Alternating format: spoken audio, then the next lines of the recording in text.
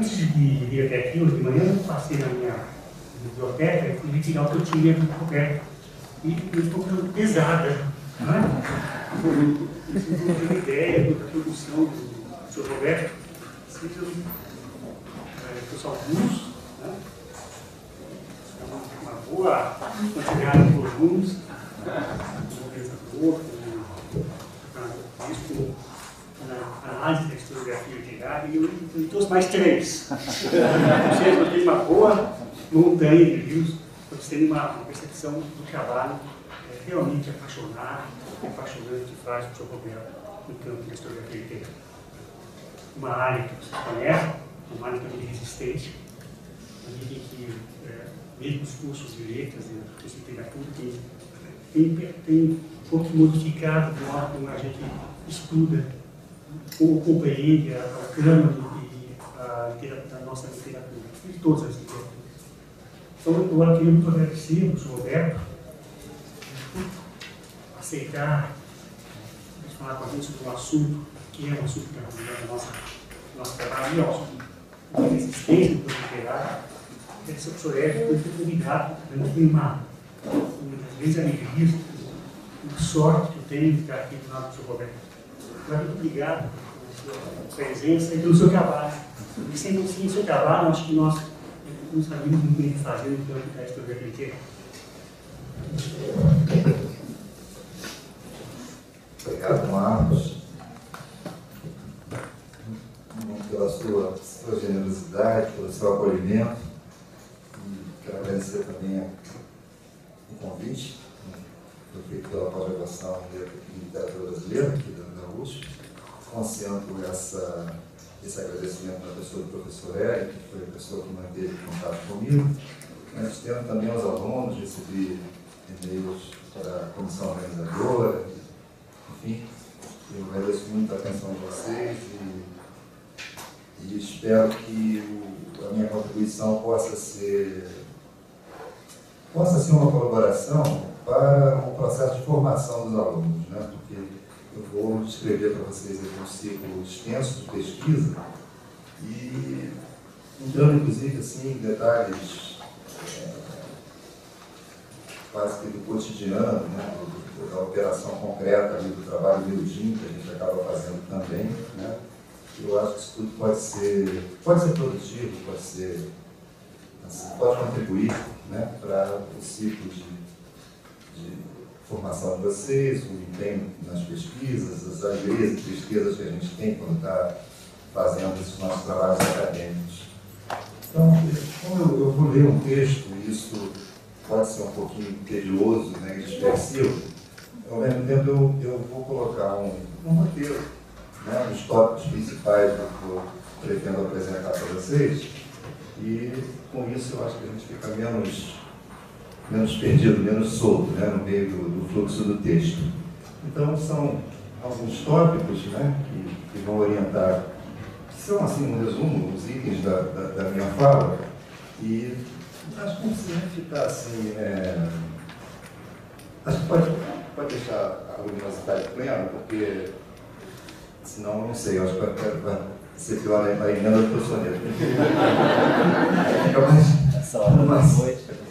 Exatamente. Nesse momento, às 6 horas da tarde, a gente já começa a brigar.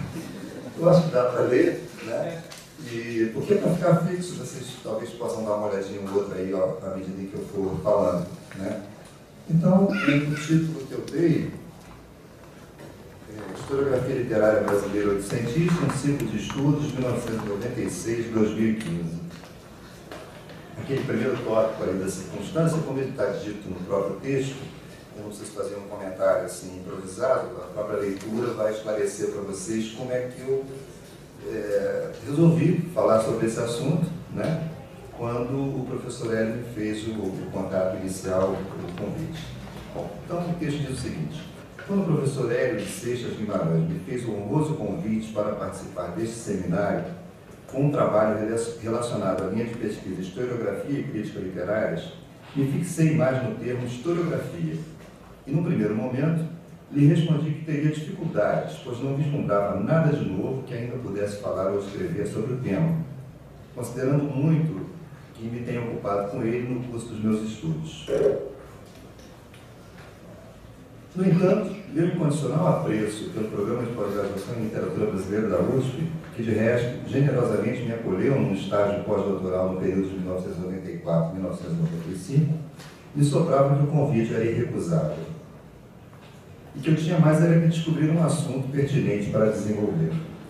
Mas, sem atinar com nada, acabei consultando um amigo a respeito, que me sugeriu falar da minha experiência na preparação de edições de historiadores literários oitocentistas, o que, aliás, acabou coincidindo com sugestão do próprio professor Hélio, que, ante a minha dúvida, propôs a mesma questão como o mote que eu poderia glosar. Esse é o caminho que me conduziu ao tópico de que vou tratar, menos escolhido, como viram, do que determinado pelas circunstâncias.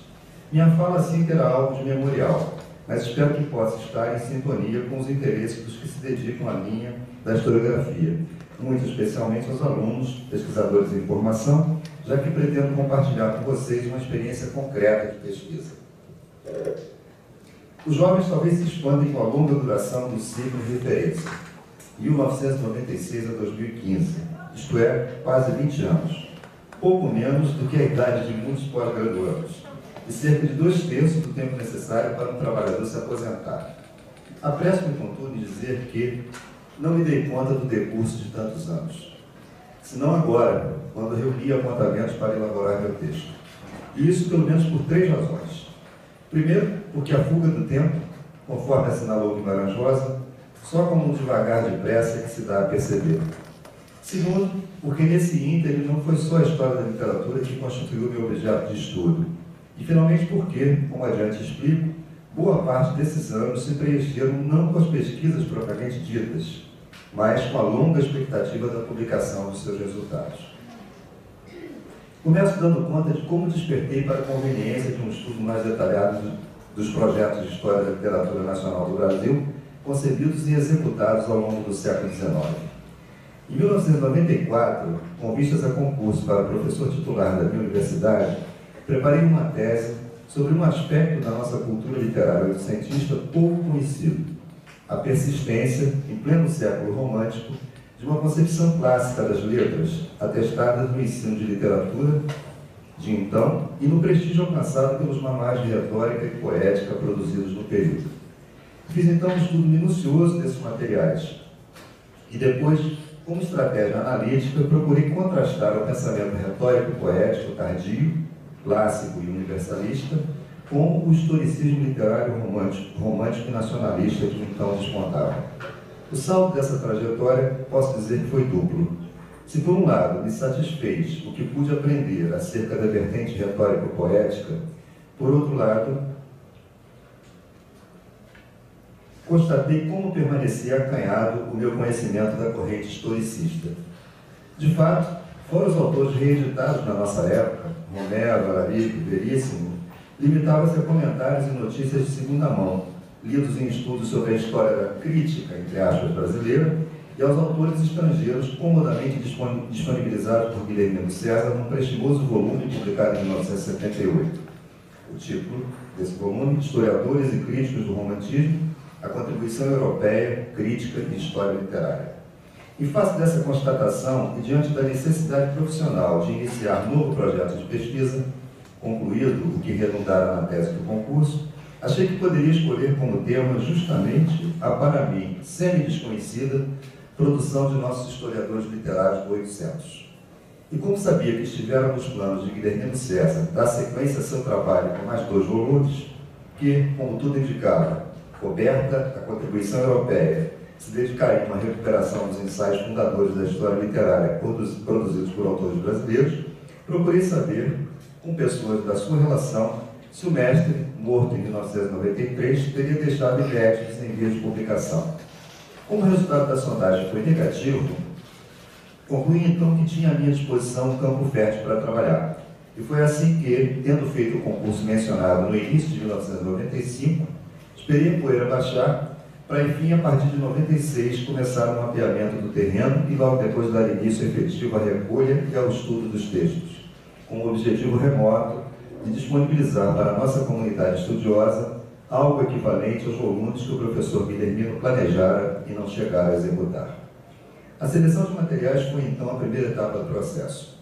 Percorri, claro, para o inventário, todos os nossos grandes tratados de história literária nacional, além de alguns menos notórios, bem como os poucos trabalhos dedicados à produção brasileira do gênero dito História da Crítica.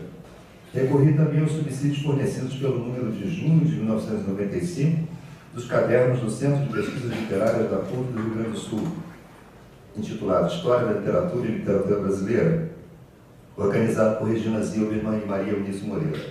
Para a escolha dos autores, já dispunha de um critério.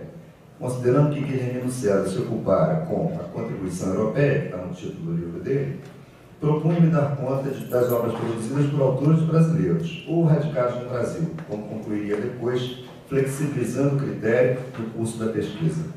Quanto ao lapso de tempo a ser coberto, deliberei que partiria do esboço mais antigo de uma historiografia literária nacional, o Parnaso Brasileiro, organizado por Januário da Cunha Barbosa, de 1829 a 1832, até um ensaio de Araripe Júnior de 1886, chamado Ponto de Vista para o Estudo da Literatura Brasileira, última produção por mim identificada, anterior ao marco que tomei como consolidação do processo de constituição de uma historiografia literária nacional. A meu ver, sem contestação possível, a História da Literatura Brasileira de Silvio Romero, publicada em 1888. Mais tarde, no entanto, com o desenvolvimento dos estudos, acabaria estendendo um pouco essas balizas, e assim prevaleceram como marcos cronológicos uma carta de José Bonifácio, datada de 1825, onde, salvo novas descobertas, pela primeira vez se emprega a expressão, entre aspas, História Literária do Brasil, e um trecho referente às letras do livro A Arte Brasileira, de Luiz Gonzaga Duque Estrada, publicado em 1888, porém antes da História de Romero. Por fim, um último critério limitou a escolha a estudos de intenção generalistas, desconsiderando-se, portanto, ensaios sobre obras ou autores específicos, salvo nos casos em que tais ensaios ampliassem o foco para considerações relativas ao conceito de literatura brasileira e sua história. Com base assim no levantamento em fontes secundárias, orientado pelos parâmetros referidos, parti para os fichários de bibliotecas, na época ainda não informatizados, a fim de localizar as fontes primárias. Essa parte aqui, eu acho que para os alunos mais jovens, né, vai representar assim, uma breve história da nossa profissão. Explorei principalmente a Biblioteca Nacional, mas também as bibliotecas do Instituto Histórico e Geográfico Brasileiro, da Academia Brasileira de Letras e da Faculdade de Letras da UFRJ, além do acervo de livros do Arquivo Nacional. Iniciava-se então uma etapa do trabalho que se revelaria lenta e um tanto penosa. Na suposição de não ser excessivo deste empenho de reconstituição de experiência, vou deter-me um pouco na descrição do processo, mesmo sabendo que hoje, mais de 15 anos depois, as condições tecnológicas melhoraram bastante e as institucionais, embora longe do desejável e possível, também passaram por certo aperfeiçoamento. Vejamos então um flash do que era a pesquisa bibliográfica na segunda metade da década de 1990 no Brasil. Qualquer semelhança com o estado de coisas de hoje é perfeitamente previsível. A burocracia era grande e os equipamentos, quando existiam, poucos e antiquados, de modo que a necessidade de uma simples cópia xerográfica nas instituições e nas situações em que esse recurso era permitido, usualmente se transformava num problema. Para se fazer ideia do tempo despendido nessas operações de acesso material aos textos, veja-se a sequência de passos então necessários na Biblioteca Nacional. Em primeiro lugar, vinha a providência de localizar os livros e periódicos, em geral pertencentes ao setor de obras raras daquela instituição, em fichários antigos e não informatizados, a fim de requisitá-los para exame, podendo os textos se apresentarem nos impressos oitocentistas ou sob a forma de microfilmes. Em seguida, se o texto se revelasse pertinente segundo os critérios da pesquisa, vinha a requisição de cópia, o que por sua vez implicava solicitar um orçamento só fornecido em cerca de uma semana, efetuar o pagamento do serviço, aguardar a microfilmagem, quando se tratava de textos ainda não disponíveis no microfilme, caso da grande maioria dos que se revelaram pertinentes, o que demorava cerca de 15 dias. Solicitar cópia eletrostática do microfilme, para se dispor do texto em suporte de papel, com vistas à leitura e à digitação, processo que, por sua vez, demandava outros 15 dias. Essa rotina podia variar um pouco, inclusive de acordo com os regulamentos de cada instituição, às vezes para melhor, quando, por exemplo, era permitido xerografar certas obras, processo bem mais simples, barato e rápido, às vezes para pior, quando se fazia necessário copiar manualmente longas passagens, na falta de expedientes mais práticos. Mas a regra consistia em aguardar um pouco mais de um mês para se ter o texto em mãos, só então sendo possível passar à etapa subsequente. Como na época já existisse o recurso, fiz uma tentativa de iniciar a editoração escaneando os textos, o que contudo não deu certo. Os originais, todos antigos, apresentavam muitas manchas que as cópias reproduziam, e assim os arquivos resultantes do escaneamento apresentavam tantos erros que foi preciso digitar integralmente todos os textos, processo muito mais demorado e oneroso. A digitação recomendei que se fizesse de modo mecânico, conservando-se no primeiro momento a ortografia e a pontuação das edições fonte, para em seguida se aplicar ao corretor eletrônico a fim de processar uma atualização ortográfica preliminar e sumária. Feito isso, foi a minha vez de proceder a uma revisão minuciosa, para acertar os detalhes textuais que, por natureza, escapam à correção automática, bem como modernizar a pontuação e introduzir notas explicativas. Não fossem os recursos de editoração eletrônica, que permitiam correções ortográficas automáticas e depois intervenções nos textos executadas diretamente no vídeo, refinamento da revisão, alteração da pontuação, introdução de notas, esboço, enfim, da programação visual da publicação futura, sem necessidade, portanto, de impressão, não fossem essas facilidades, as 1.700 páginas do arquivo resultante da recolha dos textos certamente não teriam sido estabelecidas em apenas 2 anos e meio.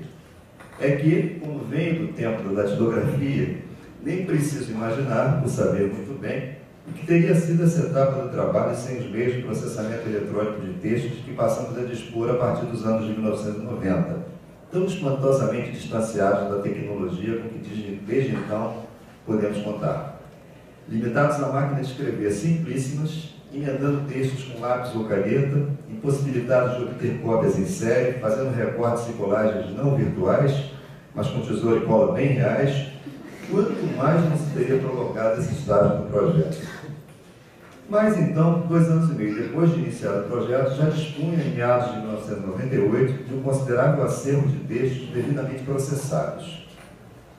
Foi quando achei que um dos autores objeto da pesquisa, Joaquim Norberto de Souza Silva, pela extensão e pelo pioneirismo de sua projetada e incompleta história da literatura brasileira, até então inédita em livro, mereceria tratamento à parte. Priorizei assim a fixação de seus textos, preparando uma edição de sua obra que intitulei História da Literatura Brasileira e Outros Ensaios, constituída por apresentação, notas, cronologia, bibliografia ativa e passiva, índice onomástico temático e caderno de ilustrações, volume que seria publicado em 2002 e sobre o qual adiante me detenho um pouco. Depois, no entanto, do desvio representado pelo tratamento dos textos de Joaquim Norberto, voltei à estrada real. Passei a redação das apresentações de cada um dos demais autores, segundo um padrão que combinava dados biobibliográficos minuciosos e sistemáticos com uma notícia crítica acerca dos textos selecionados. Finalmente, redigida a apresentação geral do conjunto, pude dar por concluída a empreitada, isso já no primeiro semestre de 2000. Descrevo a seguir a estrutura da obra, que então considerava acabada e pronta para publicação. Pensei em atribuir-lhe o título Uma Literatura Original nos Trópicos, por caracterizar a militância dos nossos letrados oitocentistas, desdobrada do imediato pós-independência até as imediações da proclamação da República, no sentido de instalar no Brasil uma cultura literária própria, e cogitei de determinar melhor o conteúdo da obra por um subtítulo que seria Textos Fundadores da Historiografia Literária Brasileira, da Literatura Brasileira. Além da apresentação geral, a publicação, no estágio em que se encontrava na ocasião, contava com 40 módulos, constituídos cada qual de uma apresentação específica do autor e respectivas referências bibliográficas, seguidas por seus textos, editados com ortografia e pontuação atualizadas, além de dotados de notas explicativas. Pela extensão do arquivo, calculava que a publicação viria a ocupar 5 volumes, cada um deles com em torno de 450 páginas. Bem, é fácil prever as dificuldades que logo comecei a enfrentar para encontrar editor que se interessasse pelo original. Dificuldades que, de resto, desde o início do projeto não ignorava que teria. No entanto, batendo as portas que estavam mais próximas, as das editoras universitárias da UF e da UERJ, tive o projeto aprovado. Mas, em face da crônica falta de verbas de ambas as editoras, a coisa acabou caindo no esquecimento. Até porque as voltas com outras publicações, especialmente a do volume dedicado à obra historiográfica de Joaquim Norberto, acabei não insistindo muito no assunto. Tentei depois a editora da USP e obtive um parecer favorável do consultor, embora com algumas observações restritivas. Mas a direção da editora me participou que não poderia bancar a publicação por excessivamente dispendiosos os custos gráficos. Tentei então, enfim, a editora da Unicamp, mas desisti de continuar o pleito, em face da exigência de enviar não sei quantos exemplares dos 5 volumes do original, o que na época implicava despesas de impressão, encadernação e correios que julguei impagáveis. Em face de tais obstáculos, e afinal envolvido com outros projetos acadêmicos, esqueci por muito tempo o original, concluindo que só me restava esperar por oportunidades melhores. Como, entretanto, tinha conseguido meios de publicar o livro dedicado à produção de Joaquim Norberto, resolvi, por sugestão do editor da obra, José Mário Pereira, compactar os primitivos 5 volumes em apenas 2. Assim, depois de ter saído a edição da história de Norberto, me dediquei, no ano de 2005, à reestruturação do trabalho, começando por suprimir quase todo o módulo consagrado a Norberto, reduzindo a uma pequena amostra representativa de sua obra, afinal já publicada em volume independente. Procedi da mesma maneira com 2 outros autores de obra extensa contemplados na coletânea, Joaquim Caetano Fernandes Pinheiro e Francisco Sotero dos Reis, deixando nela somente uma curta parte de suas respectivas contribuições, ao mesmo tempo que remanejava seus textos para a edição de volumes específicos, para os quais, oportunamente, me propunha procurar editores. Cortei também, sem dó, um longo ensaio de Álvares de Azevedo, que inicialmente tinha aproveitado na íntegra, conservando somente de suas 70 páginas as 3 que diretamente tratavam da literatura brasileira. Por outro lado, eliminei as extensas referências bibliográficas que se seguiam aos textos de apresentação de cada autor. Com tais providências, em princípio, só fiz aumentar minha gaveta de inéditos, que passou a contar, além da versão reduzida do Planejado, uma literatura original nos trópicos, com um livro dedicado aos escritos de Fernandes Pinheiro e outro a primeira reedição do pioneiro curso de literatura portuguesa e brasileira de Sotero dos Reis, bem como com material para um livrinho que viesse a disponibilizar pela primeira vez numa edição recente e anotada, o frenético ensaio de Álvares de Azevedo, intitulado Literatura e Civilização em Portugal. A estratégia da fragmentação do conjunto, no entanto, acabou dando certo, pois aos poucos as publicações se foram viabilizando. A seguir, me ocupo separadamente dos diversos resultados a que cheguei com o projeto, em termos de edições, tratando de cada um deles na ordem que foram sendo publicados. Como disse, inaugurou a série o volume da História da Literatura Brasileira e outros ensaios de Joaquim Norberto, que saiu em 2002. Foi um exercício difícil a edição, por causa da profusão de notas e do capilarizado sistema de interrelição adotado, bem como, sobretudo, por conta das trabalhosas seções constituídas pela tábua cronológica do autor, do país e do exterior, e pelo índice onomástico temático. Na verdade, como logo compreenderia, a edição representou uma espécie de protótipo das que viriam depois.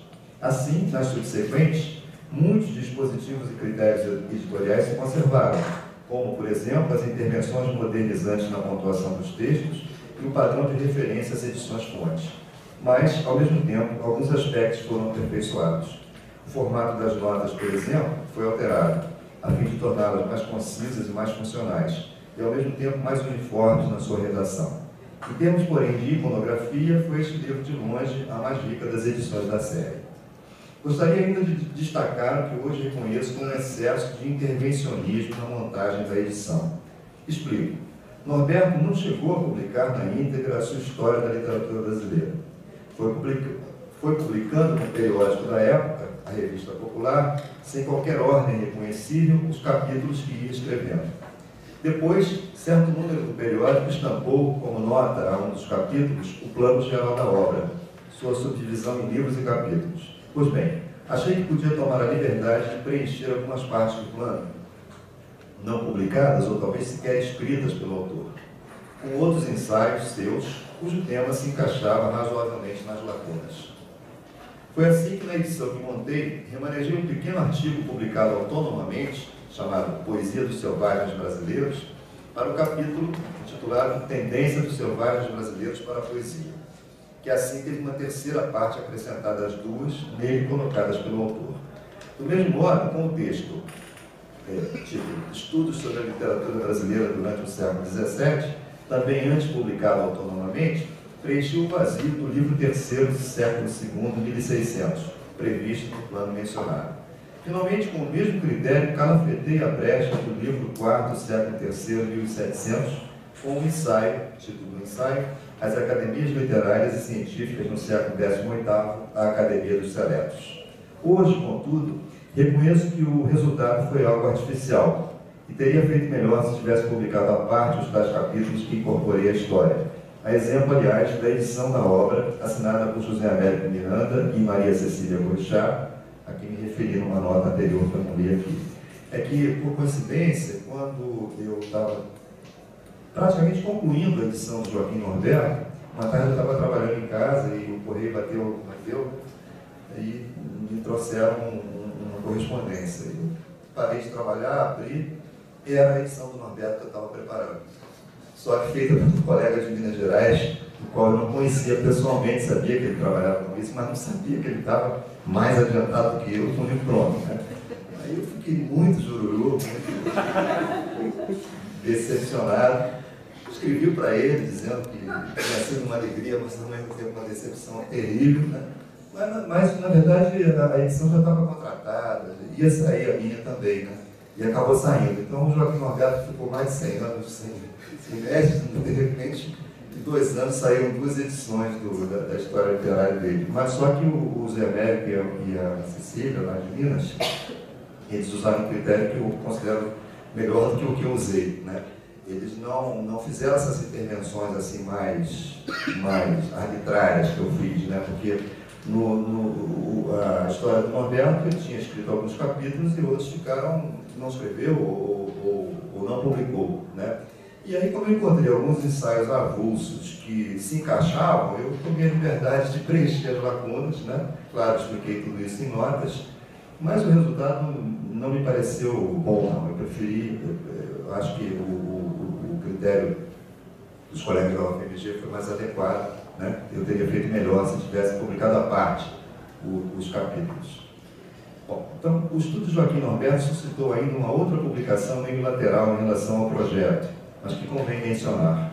É que, disponíveis 2 edições de sua obra da historiografia literária, a de José Américo Miranda e Maria Cecília Boixá e a minha, e tendo eu conhecimento dos estudos do autor empreendidos por José Américo Miranda e Maria Eunice Moreira, propus àqueles colegas que organizássemos em colaboração uma edição de sua obra crítica. A obra historiográfica já estava publicada, então a gente pensou em fazer a parte crítica.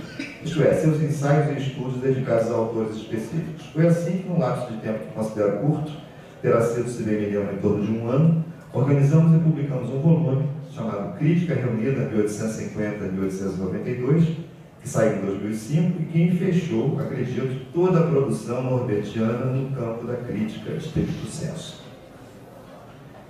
Na linha central do projeto, viria em seguida, depois de um considerável intervalo de 5 anos, o volume dedicado a Fernandes Pinheiro, que teve por título Historiografia da Literatura Brasileira, Textos Inaugurais, aparecido em 2007. Trata-se, do mesmo modo que os 2 livros anteriores consagrados aos escritos de Norberto, de edição que julgo criteriosa e confiável, e dotada de um sistema de notas mais aperfeiçoado em relação ao primeiro da série. Receio-se, porém, de um pequeno defeito editorial, pois o segundo segmento do título, Textos Inaugurais, acabou permanecendo graficamente indeciso entre a condição de parte do título e subtítulo. Na capa, separa-se do primeiro segmento por 2 pontos, o que indica ser parte do título. Mas, ao mesmo tempo, apresenta-se com caracteres menores do que os usados no primeiro segmento, o que é próprio dos subtítulos. E na folha de rosto, contraditoriamente, se inverte por completo da condição de subtítulo, pois vem abaixo do título caracteres menores do que este e sem ser precedido pelos 2 pontos. Bem, é só um detalhe de edição, que talvez a maioria dos leitores não terá percebido e que está longe de comprometer a qualidade geral do texto, que considero plenamente satisfatória, mas tem esse problema. Quanto ao resultado principal do projeto, o pretendido, uma literatura original nos trópicos, permaneceu dormitando na gaveta por muito tempo, na sua segunda versão, revista e reduzida, digamos assim, pronta desde 2005.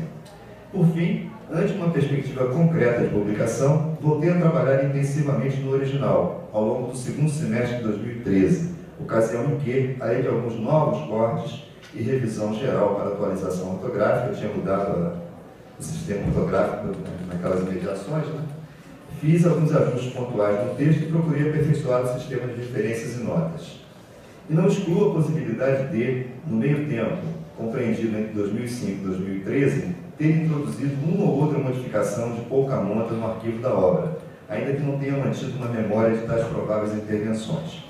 Mas o fato é que, embora consideravelmente reduzida em relação à primeira versão, o original que acabou publicado teve o seu número de módulos aumentado, passando dos 40 iniciais para 41, com o acréscimo de uma seção que contemplou a deslembrada contribuição de Odorico Mendes.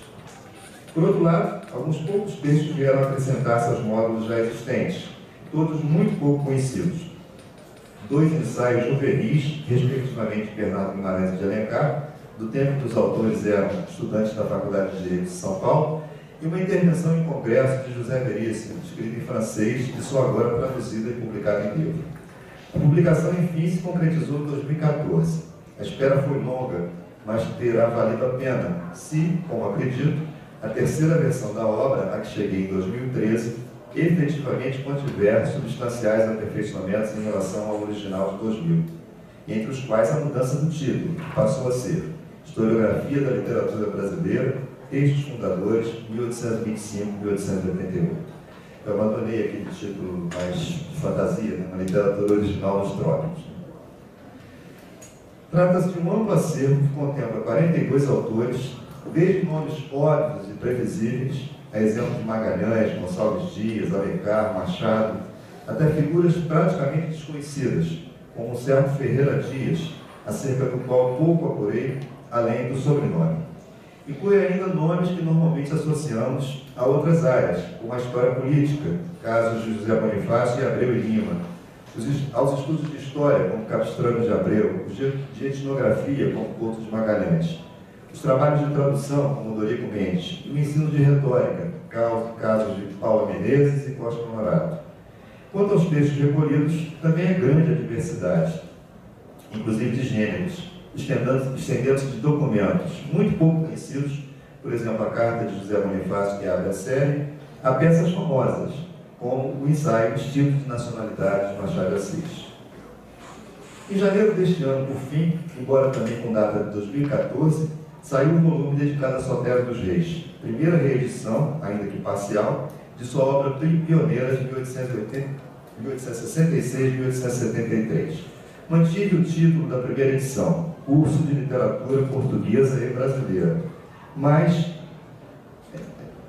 como dos seus 6 volumes selecionei apenas os capítulos teóricos introdutórios e os consagrados a escritores nacionais, acrescentei um subtítulo que explicitasse a escolha, Fundamentos Teóricos e Autores Brasileiros. De novo, ante a perspectiva de publicação, retomei o arquivo, esquecido na gaveta desde 2005, para uma inspeção geral. Acabei estendendo e aperfeiçoando bastante o estudo introdutório, tendo ainda, além da revisão geral, introduzido alterações pontuais no texto e melhorado o sistema de referências e notas. Creio tratar-se de uma bela edição, possivelmente, como edição, a melhor da série, pois beneficiária da experiência acumulada com as publicações anteriores.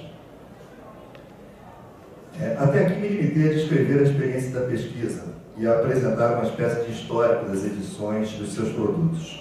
Convém, no entanto, arriscar algumas considerações conceituais sobre o trabalho realizado, refletindo um pouco sobre seus fundamentos e sobre o que podem representar como contribuição válida para a nossa área de estudos. Começo referindo um sentimento que me acompanhou o tempo todo enquanto desenvolvi o projeto, como uma sombra inarredável. A ideia incômoda de que me empenhava em algo supérfluo, talvez até desnecessário, além de desprovido de certo arrojo interpretativo que se espera dos assim chamados críticos. Pois, pensando bem, de que servia recuperar textos em geral esquecidos? Nesse sentido, não perdia de vista um juízo de René Vérec sobre Gustave Lanson, cuja obra, a seu ver, pouco teria de propriamente crítica, já que majoritariamente extraviada, aí eu cito Vérec, em puro antiquarianismo, textual, editorial, bibliográfico, estudo de fontes, etc. Por outro lado, não me esquecia do papel modesto que Éric Auerbach reservava aos praticantes do que chamava ciências auxiliares dos estudos literários, as quais, embora exigindo deles, cito Auerbach, toda a preparação técnica necessária para o trabalho erudito, não lhes permitem pôr em evidência suas próprias ideias e sua própria força criadora, se as tiver. Por fim, me lembrava sempre da passagem que Silvio Romero estabelece no Ofício das Letras, níveis hierárquicos de desempenho, na crueza da seguinte afirmação.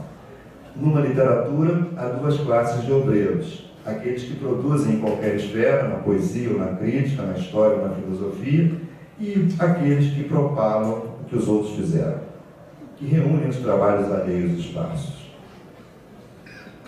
Enfim, então, podia ser isso: falta de ideias próprias, coisa de antiquário ou de obreiro produtivo. No entanto, apesar de seriamente advertido para a possível desnecessidade do trabalho encetado, sempre fazia uma espécie de contraponto interior que me estimulava a prosseguir. Afinal, no tempo que a história da literatura, como circunscrição disciplinar dos estudos literários, se tornou objeto de questionamentos tão devastadores, não seria oportuno remontar as suas origens, tomando como exemplo o caso brasileiro, para uma reavaliação dos seus fundamentos? Cumulativamente, será que não valia a pena recuperar os esboços oitocentistas da história literária nacional, a fim de desnaturalizar seus produtos acabados aparecidos a partir de 1888, e assim, por uma recomposição da trajetória da disciplina, reconhecer claramente seu caráter de construção, tão histórica quanto são, por sua vez, históricos seus próprios objetos? E mais, considerando que, muito provavelmente, as mais recentes leituras extensivas desses materiais oitocentistas se deram nos distantes anos de 1950, penso em estudos como os de Antônio Cândido e Efraim Coutinho, não seria hora de voltarmos a eles, sem intermediações, conforme de resto a regra saudável de se retornar de tempos em tempos às fontes primárias, sob pena de se repetirem interpretações rotinizadas? Ora, visto que, como se terá percebido, minha propensão a responder positivamente a todas essas perguntas, embora tendo sempre presentes os mencionados juízos de Vérec, Auerbach e Romero, o trabalho afinal vem chegando a termo, agora faltando pouco para eu o dar por encerrado. Acho que agora convém falar um pouco da recepção do trabalho de que tenho tido notícia. A primeira data de 2003 e diz respeito, pois, à primeira versão do que viriam a ser os 2 volumes do Historiografia da Literatura Brasileira destes fundadores. Trata-se de parecer de um consultor da EDUSP, desidentificado, portanto. Como disse antes, o parecer recomendou a publicação da obra, mas fez algumas sugestões e comentários restritivos, bastante pertinentes, aliás. Sugeria, como antes já o fizeram o editor José Mário Pereira, a redução das dimensões do original, pela supressão da parte dedicada a Norberto, então já publicada, bem como pela eliminação das bibliografias dos diversos módulos. Recomendava ainda, contra o critério explícito que eu adotara, a inserção de pequenas notas biobibliográficas, e também assinalava a necessidade de, aí é textual do parecer, inclusão de um ensaio introdutório de maior fôlego. Bem, a redução das dimensões, como vimos, foi de fato providenciada, mas não a inclusão de mais notas. E quanto ao texto da introdução geral, substancialmente permaneceu o mesmo na publicação definitiva, salvo um outro retoque que terá sofrido nas sucessivas revisões. Mas não retiro com isso a razão do consultor. Na verdade, teria sido muito útil aos leitores a inserção das tais notas reclamadas, e o texto da introdução, de fato, é muito sumário, não chegando a ocupar 4 páginas das 583 do primeiro volume. Quanto às notas, minha justificativa está nos próprios critérios da edição, que é um texto que tem, né? Item 5, onde se informa que, importando mesmo, estou citando, a compreensão do sistema conceitual dos ensaios, deixa-se por conta do leitor a explicação de um miudezas enciclopédicas. E acrescento o que lá não foi dito. Com o acréscimo das notas, me tomaria um tempo de que não dispunha, sem que, suponho, o benefício do leitor viesse a ser proporcional ao meu esforço. Quanto ao pouco desenvolvimento do ensaio de introdução, reconhecendo que procede a observação do consultor, acho, contudo, francamente, que assinalei o que devia. Assim, caracterizei o gênero de história da literatura. Falei do seu desenvolvimento no Brasil do século XIX. Defini, justificando o âmbito cronológico que a publicação se propunha cobrir. E justifiquei a pertinência da coletânea. Propus uma distribuição por classes dos vários textos reunidos na publicação, introduções a antologias, declarações de princípios sobre o projeto literário nacional do Brasil, síntese histórica da literatura brasileira, introduções à história literária propriamente ditas, ensaios sobre obras específicas que, a partir de seus objetos particulares, projetam-se na questão geral da identidade literária do país, textos de autocrítica, cujos autores, tratando de suas próprias produções, as vinculam ao projeto geral de nacionalização da literatura, tendo ainda caracterizado aqueles que considerei irredutíveis às categorias sugeridas. Referi finalmente os desdobramentos da historiografia literária brasileira nos séculos XX e XXI, mencionando seu presente de descrédito e a incerteza de seu futuro.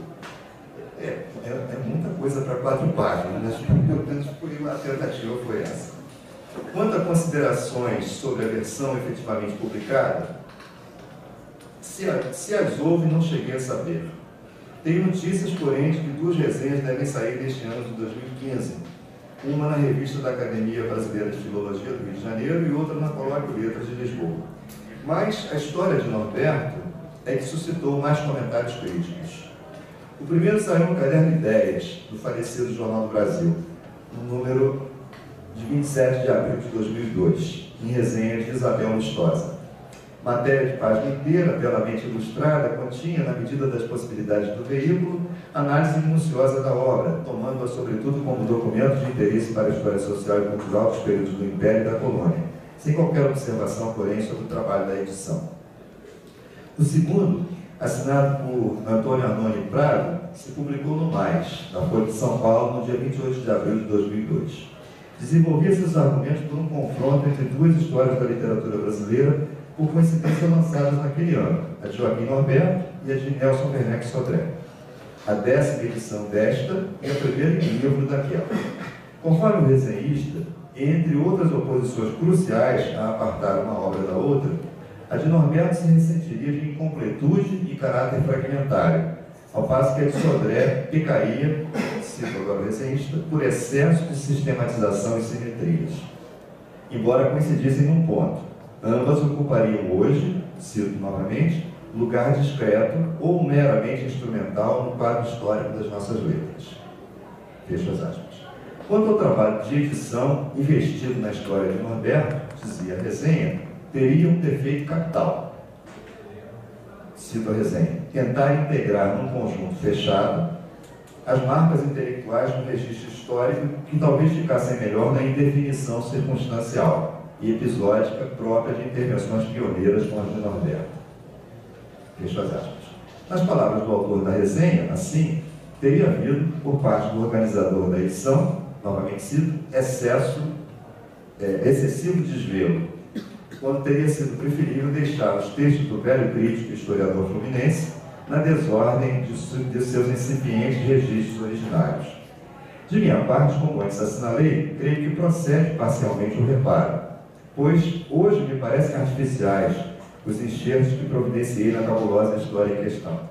Outras intervenções editoriais que fiz nos textos, contudo, me parecem não só legítimas, mas necessárias, pois talvez não seja exagero concluir que, levadas ao limite, as reservas do professor Prado implicam um verdadeiro veto a reedições de obras como as de Norberto, pois qualquer tentativa de recuperá-las e recolocá-las em circulação desfiguraria, aí eu cito novamente a resenha, as marcas intelectuais de seu registro histórico. Sendo, por conseguinte, recomendável que permaneçam sepultadas sob o peso de sua irremediável desimportância. Ora, não tenho dúvidas de que, até para se ajuizar da importância menor ou maior de um texto, a condição mínima é o acesso material a ele, argumento que, a meu ver, justifica plenamente reedições, e reedições intervencionistas, desde que explicitem seus critérios. Reedições mesmo de materiais que, pelos nossos falíveis critérios de hoje, tendemos a considerar de duvidosa qualidade conceitual, como é o caso do texto de Norberto. Mas, se acho que a resenha tocou num ponto pertinente, esse da justificativa ou não da edição e de seus critérios menos ou mais intervencionistas, por outro lado, me pareceu extravagante o motivo apontado para as intervenções promovidas pelo organizador. Mas não teria sido do que, aí, cito de novo entre aspas, expansão de exageros. As intervenções, né, do editor Monteiro, né, homóloga ao entusiasmo hiperbólico que dá o tom ao estilo de Norberto, com seus derramados e declamatórios elogios românticos à natureza e aos costumes brasileiros. Bem, salvo demonstração em contrário, temos aí um caso de superinterpretação. De resto, nada em comum no campo das humanidades e muito especialmente na área dos estudos literários. Quer dizer, aqui só para, talvez não tenha ficado muito claro, mas eu acho que na resenha a questão do excesso de intervenções foi bem observada, embora não tanto aquela ideia de que um texto fragmentário deve permanecer fragmentário, porque assim é o único jeito de você preservar as suas marcas históricas. Portanto, qualquer reedição não pode fazer simplesmente, né? Não me parece que seja que proceda isso. Mas o que me pareceu, aí sim, eu considero completamente impertinente, como eu disse aqui, extravagante, foi achar que aquilo que ele chamou de excesso de desvelo, né? Que o excesso de intervenções fosse homólogo, né, ao ufanismo e aquele culto da natureza brasileira que a gente vê nesses textos românticos, né, que afinal de contas, é a marca que esses textos têm. Quer dizer, eu não consigo realmente ver nenhuma homologia entre uma coisa e a outra, né? Enfim, mas foi essa que estava lá na resenha, né? Bom, um pouco depois, no próximo verso do Globo, número de 8 de junho de 2002, a coluna fixa de Wilson Martins se ocuparia com a obra, assinalando que seu propósito seria apresentar, cito a resenha, a primeira história da nossa literatura idealmente reconstruída. Está tocando no mesmo ponto que a outra resenha tocou, né? Entendo que a observação, muito sinteticamente, refere-se às minhas intervenções para a montagem da história norbertiana, objeto, como vimos, da crítica na matéria da Folha, cujo resultado teria sido uma reconstrução ideal da obra, juízo que me parece neutro e descritivo, isto é, nem elogioso, nem restritivo, embora, como disse antes, hoje eu mesmo faça restrições a certas liberdades que tomei no arranjo da edição. Seguiu-se por fim a análise crítica de Elias Tomé Saliba, publicada no Caderno 2 Cultura do Estado de São Paulo, na edição de 9 de junho de 2002. O autor, além de destacar o fato de a obra, cito a resenha, tornar acessível aos leitores algumas das pioneiras reflexões que acompanham a criação do país, fecha, no pressuposto de tratar-se de figura quase desconhecida, faz uma apresentação geral de Norberto na altura de sua época, comentando também detalhes de diversos textos incluídos no volume. Qualifica o volume como preciosa coletânea e assinala tratar-se de criteriosa edição anotada. Quanto ao Crítica Reunida, aquele que a parte dos ensaios críticos de Norberto, volume em que, como já disse, José Américo Miranda, Maria Eunice e eu recolhemos a produção do mesmo Norberto no âmbito da crítica sensu estrito, foi objeto da coluna de Wilson Martins, já então transferida do Globo para o então agonizante Jornal do Brasil. Saiu no caderno Ideia e Livros, na edição de 14 de abril de 2007. No início do texto aparece entre parênteses a referência da obra, aliás, lançada 2 anos antes. Estou em resenha, só são 2 anos depois. A partir daí, o autor parte para considerações sobre o processo de formação da história literária brasileira no século XIX, com certo destaque para o papel nele desempenhado por Norberto. No último parágrafo, citando Antônio Cândido, consigna a Norberto o mérito de ter sido responsável pelas, entre aspas, edições mais completas e satisfatórias do seu tempo. E só então volta ao volume supostamente objeto da resenha, para fulminá-lo no seguinte veredicto. Aspas, cito Wilson Martins. A referida edição da Crítica Reunida não corresponde a essas tradições, a tradição das boas edições do Norberto. Obra escolar de interesse apenas antológico. Assim ele fulminou na edição. Bem, eu sou suspeito, mas discordo do juízo. A edição é cuidadosa e profusamente anotada. e conta com um texto introdutório enxuto e correto, além de ter sido criativo e conceitualmente precisa na distribuição da matéria em partes homogêneas e coesas. Escolar, entre aspas, só-se no sentido de ter sido obra de escolas. E antologia, absolutamente não é. Tem nada a ver com antologia, não sei de onde ele tirou isso. Bom, finalmente, chegando aqui ao finalzinho. Podemos agora concluir com uma notícia sumária do que está nos meus planos para este ano de 2015, a fim de encerrar esse ciclo de estudos que já se faz demasiadamente extenso. Falei antes no ensaio de Alves de Azevedo, intitulado Literatura e Civilização em Portugal, antes acolhido na íntegra no Historiografia da Literatura Brasileira Textos Fundadores, e lá representado na versão publicada apenas por um pequeno trecho. Como acho que as edições desse texto até agora disponíveis são muito precárias, pretendo publicar ainda este ano a que tenho pronta, não sem antes, claro, submetê-la à vernissagem de rigor que precede as exposições, tendo em vista o eruditismo juvenil que caracteriza o texto. Além de um pequeno estudo introdutório, a edição será copiosamente anotada e deve resultar num volumezinho de dimensões simpáticas. Mas o empenho principal estará por conta de uma espécie de segunda edição da obra de Guilhermino César, que lá atrás referi como um dos pontos de partida do trabalho que venho fazendo. É que, além de o livro encontrar-se há muito tempo fora do catálogo, meus estudos me conduziram a perceber certas lacunas no corpus reunido pelo professor, que à primeira vista me parecia exaustivo e definitivo. Assim, a edição que planejo a fim de dar conta da contribuição estrangeira para a constituição da história literária do Brasil não só seguirá critérios distintos dos aplicados por ele, pretendo adotar o mesmo modelo utilizado para a contribuição dos nacionais, observado nos 2 volumes de Historiografia da Literatura Brasileira, textos fundadores, como também contemplará alguns autores que lhe escaparam à malha fina. De saída, penso no francês Eugène de Montglave, cujo Cours de Littérature Portugaise et Brésilienne parece ter se perdido, mas do qual alguns trechos se podem recuperar, transcritos que são a história de Norberto.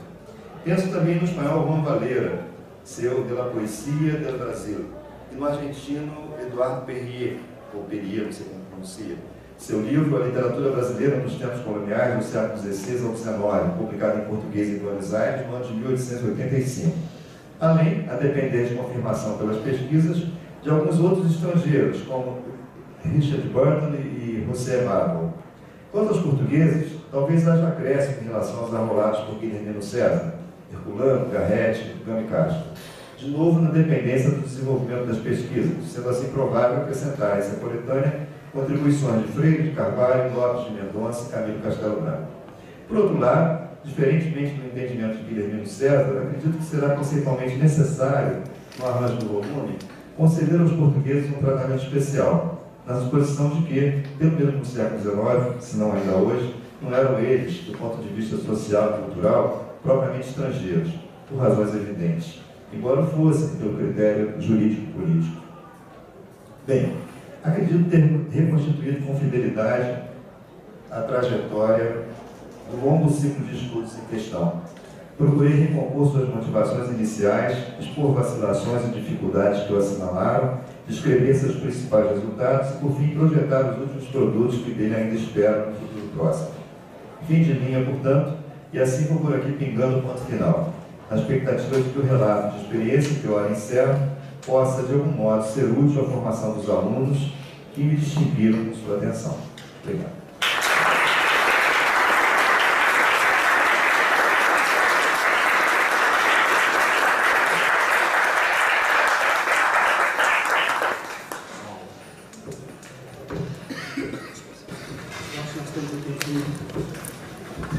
Temos que para uma conversa no tempo. Esse relato de experiência traduz os ciclos do pesquisador enquanto primário. Esse é a mesma testemunho mais fidedigno que nós passamos em um trabalho como esse. Antes de fazer uma pergunta, talvez eu também pudesse o livro veio memorialista sobre o Roberto, dizer que quem trabalha com correspondência passa por isso, né? Quando sai os meus livros, o Luiz Martins disse no livro que descrevia as cartas, a documentação, o tamanho da folha da carta, era pseudo-erudição. Então o livro era o trabalho de gente que não sabe fazer outra coisa, então, portanto, fazia aquilo. Né? Então, mesmo no momento saiu do Estadão, duas coisas sobre a correspondência Mário Bandeira, duas coisas muito se aproveitando da introdução, das notas, mas sem falar que organizou o livro. Portanto, o livro nasceu para quem quisesse se empenhasse nisso. Eu queria saber, se tivesse, na verdade, ficar com os nossos alunos, um pouco de perspectiva mais positiva nesse nosso campo de trabalho, se haverá lugar para esse tipo de pesquisa em curso primário nos estudos universitários hoje. Você acha que não tem lugar, considerando os nossos prazos, considerando as exigências que são feitas para nós? Qual é o nosso lugar hoje nesse experiência toda, né? A gente vive um tempo assim de cobrança de resultados de curto prazo, né? Os alunos têm que fazer um mestrado em 2 anos, um doutorado em 4, né? 15 anos. Pois é. E não é esse o ritmo, né? Não é esse o ritmo do trabalho de erudição, do trabalho com fontes primárias, né? Porque, inclusive, a gente não tem condição de controlar propriamente esse cronograma. Em parte, nós podemos ter um certo controle, né? A gente regula, afinal, fazemos cronogramas nos nossos projetos e procuramos cumpri-los, né? Mas eles são sujeitos a tantas vicissitudes, a tantas coisas que escapam completamente à nossa vontade, ao nosso controle, que, de fato, é muito, muito difícil a gente hoje, né, com essas pressões todas, com esse produtivismo alucinado que hoje regula aí a nossa vida institucional, profissional e as avaliações implacáveis que a gente tem aí, né, a períodos sempre muito curtos, né, tanto professores quanto alunos. De fato, eu acho que está criado na universidade assim, um clima muito hostil, muito adverso, né, para um tipo de trabalho que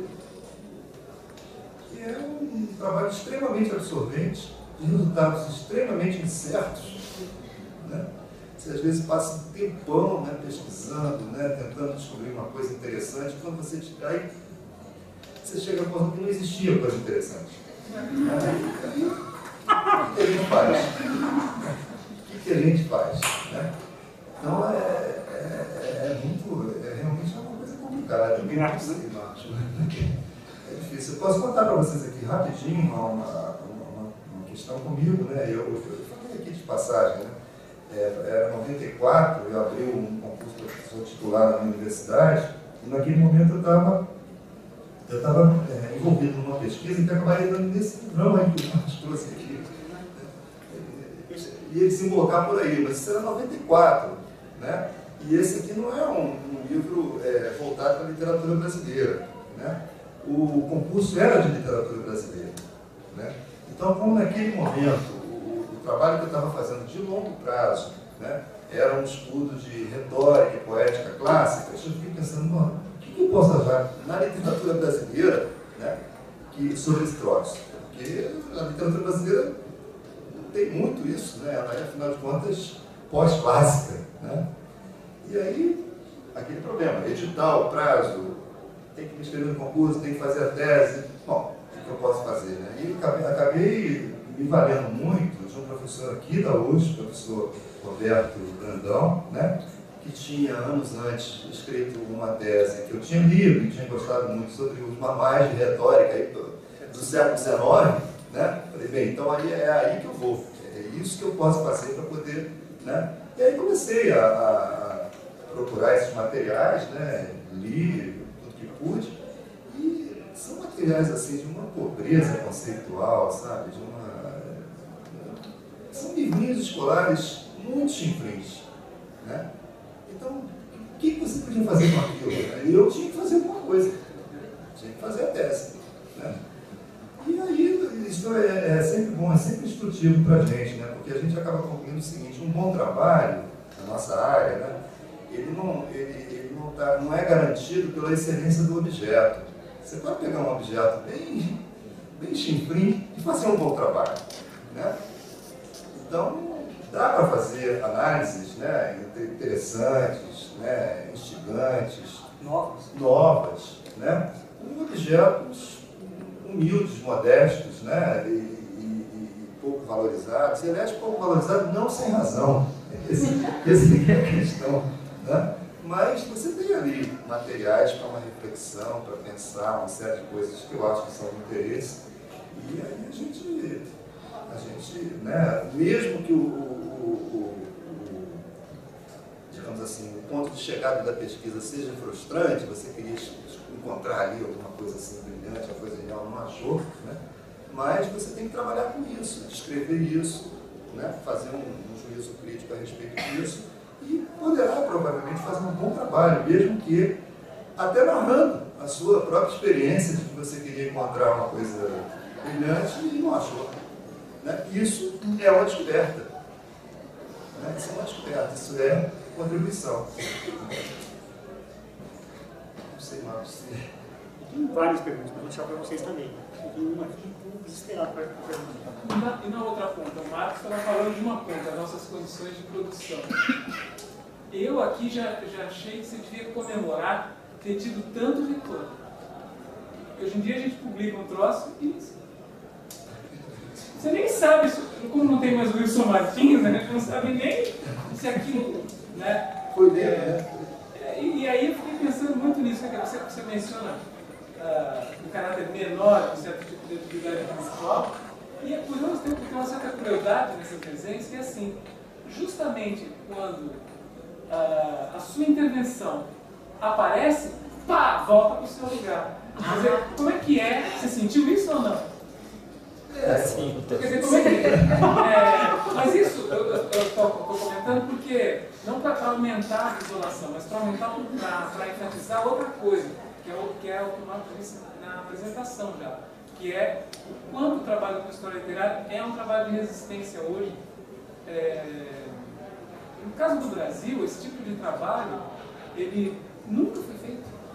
Ninguém apontou isso. Quer dizer, esses textos, eles... Então, por exemplo, desses textos todos que eu muitos anos tive que consultar, era o texto do Sotero dos Reis.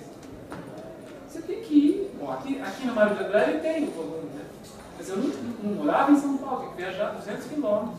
Quer dizer, hoje as condições mudaram, mas não mudaram tanto.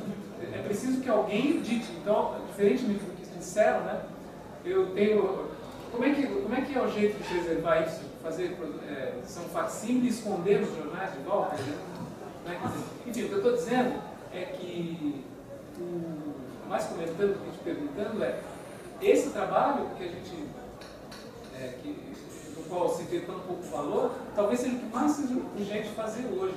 Porque a gente tem criado, já faz uns 40 anos, máquinas interpretativas que vêm, que vão, e que desassociadas de nada, e passados 10 anos você não consegue enxergar nem qual foi a contribuição efetiva, embora tenham levantado muita poeira. Enquanto outros trabalhos que aparentemente estão isentos de uma posição crítica, a execução deles já é a sua posição crítica. Então, não sei se você concorda com isso, tem alguma coisa a dizer, porque eu fico assim impressionado, olhando o volume. Quer dizer, me parece que 19 anos foi pouco para tudo isso que você fez. Não sei se vocês têm a mesma impressão. Né? Eu fiquei cansado só de ver, né?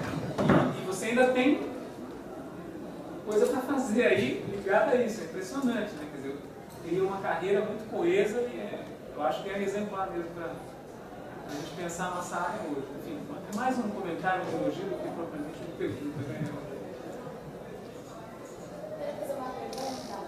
Você fez um relato sobre o histórico das dificuldades encontradas lá na década de 90 para localizar e editar esses textos.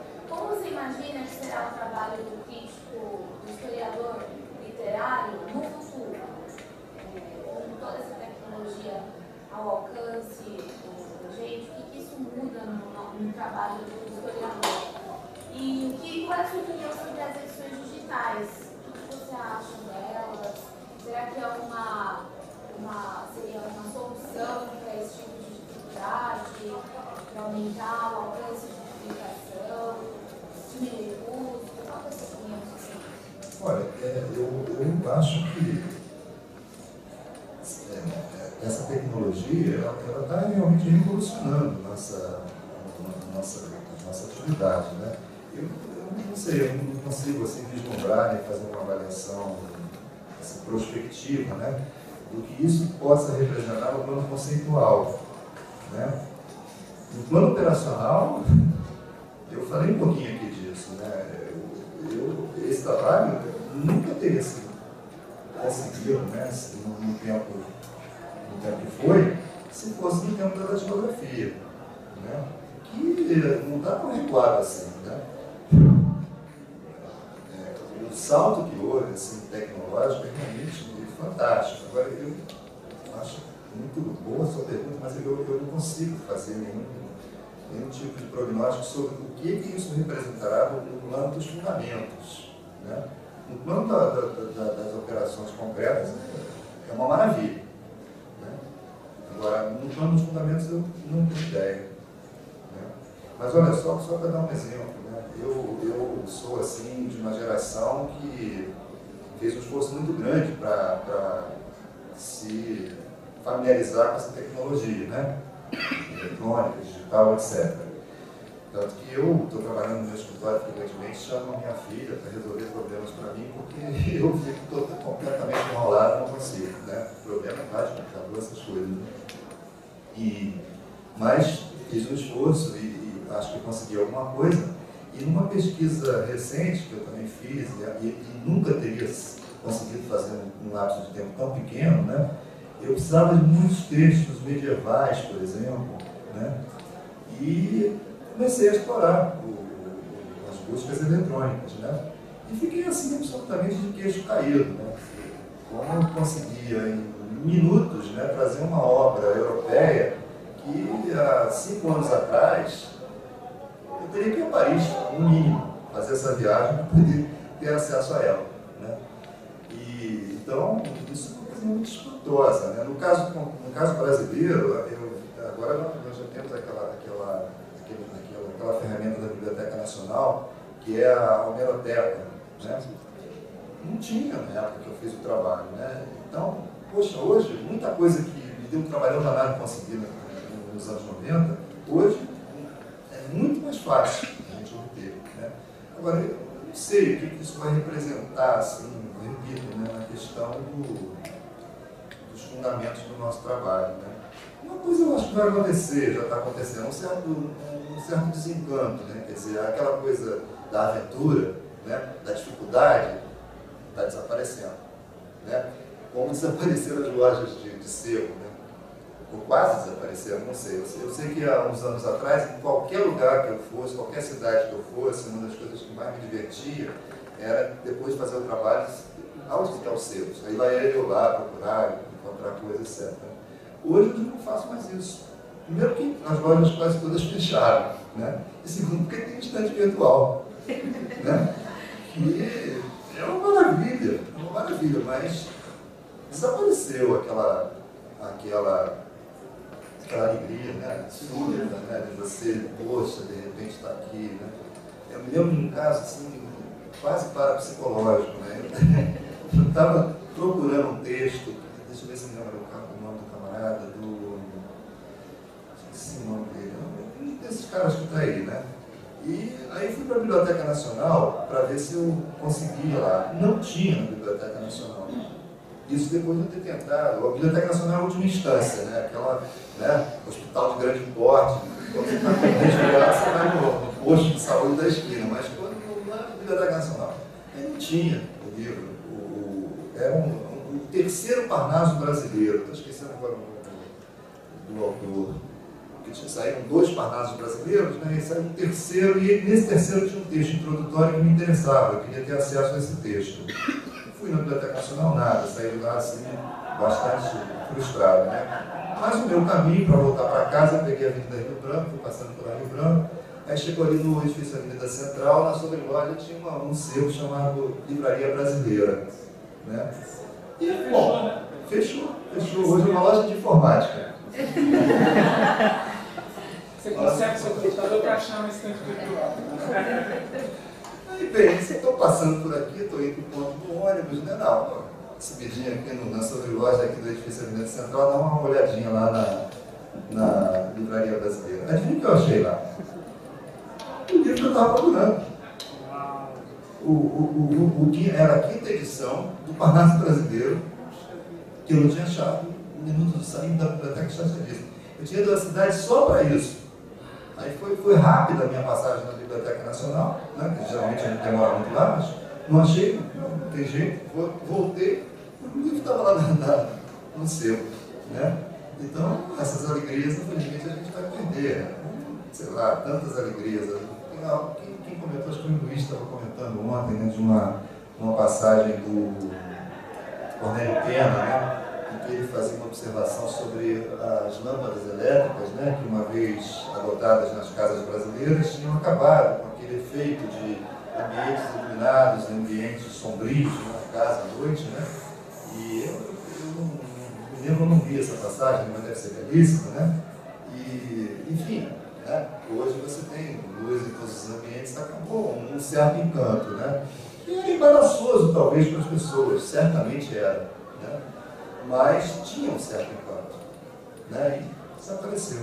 Agora, a questão toda, para mim, né, continua ali, porque isso é assim, a minha obsessão, né? Esse trabalho de meter a mão na massa, né, de ir às fontes, de escrever notas, que é um trabalho assim, quase filológico. Eu não me considero uma formação filológica, mas me sinto um ser filólogo, né, pelo menos, né, quando estou trabalhando com essas coisas. E isso me dá uma satisfação assim, pessoal muito grande, porque o meu investimento profissional todo, né, desde a minha formação de graduação, foi sempre voltado para a abstração, né, para a questão conceitual, a questão da teoria da literatura. Que, como vocês sabem, é uma coisa desencarnada, né, e tristíssima. Né? É assim um deserto, porque é frio. Eu considero fundamental, importantíssimo, não conseguiria viver sem isso. Né? Mas reconheço que é triste. Né? É triste. E aí, quando você pega as histórias, as coisas concretas, né? Fazer uma nota, sabe? Procurar numa enciclopédia o que é isso, o que é aquilo, sabe? Me dá uma sensação de que eu estou fazendo um negócio palpável, concreto, né? Em vez de estar assim meio nas nuvens, né? Que é para onde a gente é remetido, né? Quando a dominância é abstratizante, é conceitual, é teórica, né? Eu acho que não dá para prescindir disso, né? Mas, por outro lado, ficar só nisso também é desolador, né? Então, esse baixar a bola, né, chegar assim, coisa histórica, filológica, né, eu acho muito saudável. Eu me sinto menos assim, frágil, né, quer dizer, menos inseguro, né, quando o trabalho consiste nisso, quer dizer, uma edição, as notas, né, e uma certa intervenção interpretativa, né, bastante comedida. Né? Professor, gostei muito da apresentação, brilhante para mim. Nos dias de hoje, quando nós entramos na sala de aula da graduação, muitas vezes, em todas as disciplinas, lemos trechos de livros, né? E quando nós queremos nos aprofundar no autor, nós vamos num artigo mais extenso ou num livro específico desse autor. Levando em consideração isso, o senhor acha que atualmente ou nos próximos anos algum autor vai reescrever a história da literatura brasileira, fazer uma análise nova ou escrever uma versão dele atualizada? Denilson, né? Denilson, olha só, eu falei meio de passagem aqui, né, que o futuro da história literária é incerto, né? Não sei nem se ela vai continuar a existir como disciplina, porque os estudos culturais estão aí, né? E assim o cerco é muito forte, tanto conceitual, né, teórico, quanto até político, né? Então eu não sei, também não conseguiria fazer um prognóstico sobre uma possibilidade de você ter assim uma história literária. A história literária naquele sentido, naquele formato mais clássico, mais característico que ela tem, que é aquelas grandes narrativas, né, que tem no Brasil como modelo mais assim, acabado o Silvio Romero, e que tem no Modesto Norberto, né, um pré-modelo. Na verdade, o Norberto teria sido, segundo a interpretação do Wilson Martins, não sei se isso procede, mas ele diz isso, o Norberto teria sido o modelo do Silvio Romero. Por mais que o Silvio Romero achasse o Norberto fraquinho, né, mas ele teria sido o protótipo da história literária do Silvio Romero. E essa história literária do Silvio Romero é que virou o fundamento das que vieram no século XX. Né? E dessas que vieram no século XX, eu não consigo ver nada posterior à década de 80, de 1980, né? E essa lembrança aqui que eu tenho de obra de 1980, com esse formato, quer dizer, uma historiografia literária panorâmica, né? Narrativa, né? Acho que o último trabalho que eu considero bom, bem sucedido, dentro, evidentemente, da proposta, são 5 volumes do professor Gaston Moisés, História da Literatura Brasileira. Né? E depois veio agora, no início do século XXI, a do Carlos Nejar, né? Que é uma coisa horrível. A história literária do Carlos Nejar é um compêndio dos defeitos da história literária. Né? Ele só reduplica estereótipos, né? Ele não dá um passo adiante, não tem nenhum tipo de proposta metodológica, de teórica, nada. Ele simplesmente faz uma narrativa rasa e repetindo lugares comuns. Né? Então, isso realmente não precisa fazer. Mas isso é muito primário, muito... Agora, eu acho que, não sei, né, os grandes panoramas, né, eu, francamente, até como professor, né, quer dizer, pensando didaticamente, pensando pedagogicamente, eu não consigo ser contra eles. Pelo contrário, eu sempre estimulo muitos meus alunos, né, a frequentarem esses panoramas. Porque a crítica que se faz, quais são as críticas contra a história literária? Bom, a primeira crítica, ela é nacionalista.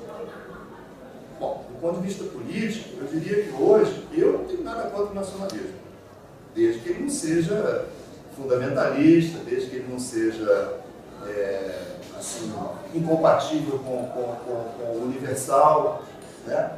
Mas o nacionalismo em si não é um vilão, não me parece. Né? A outra objeção que se faz é que a história literária ela não faz outra coisa senão instituir, né, e consagrar um cânone. E excluir coisas, né, e incluir algumas coisas de modo arbitrário, de modo que não sei, acrítico, não sei o quê. Olha, eu confesso também o seguinte, eu não tenho nada contra os cânones. O cânone é uma construção crítica, né? E sujeito a constantes modificações, como efetivamente tem havido. Né? Você percorre a série dessas histórias literárias panorâmicas, você vai vendo que elas não fecharam o cânone para todo sempre. Elas vão modulando, né? Vão mudando hierarquias. Né? Claro, com uma certa lentidão, porque aí entra uma outra coisa que eu acho também importante e difícil da gente resolver, é que essas obras de fôlego, digamos assim, como se costuma dizer, né, elas têm uma gestação mais lenta, né, até o fluxo material da publicação delas é necessariamente mais lenta, e elas não podem competir, evidentemente, com os ensaios que saem nos periódicos, com as palestras que são apresentadas em congressos, que são frenéticas, são dinâmicas, mudam toda hora. Né? Então, eu acho que existe também aí da parte assim, pedagógica nossa, da nossa corporação de professores, né? Uma reserva que se tornou quase um preconceito, né? Contra qualquer tipo de obra panorâmica. Né? Nenhuma delas presta, porque elas são rasas, elas são horizontais, elas são isso, são aquilo, são aquilo outro. Né? Então, como é que você inicia o seu aluno? Pegando um texto que você considera profundo e e talvez até muito, digamos assim, idiosincrático, eu não acho uma boa pedagogia. Eu acho que a melhor maneira de iniciar é você... o nome é horroroso, né, mas é um nome que descreve. Há grandes manuais das disciplinas. Né? Esses grandes manuais, evidentemente, eles não podem competir com os artigos dos periódicos. Eles têm um outro propósito. Eles necessariamente estão um pouco atrasados em relação ao momento imediato. Os métodos jurídicos são manuais. Os métodos jurídicos são manuais. Sim, exatamente. Então, houve, de um certo tempo para cá, e bota uns 20 anos nisso, né, uma certa estigmatização generalizada de qualquer manual.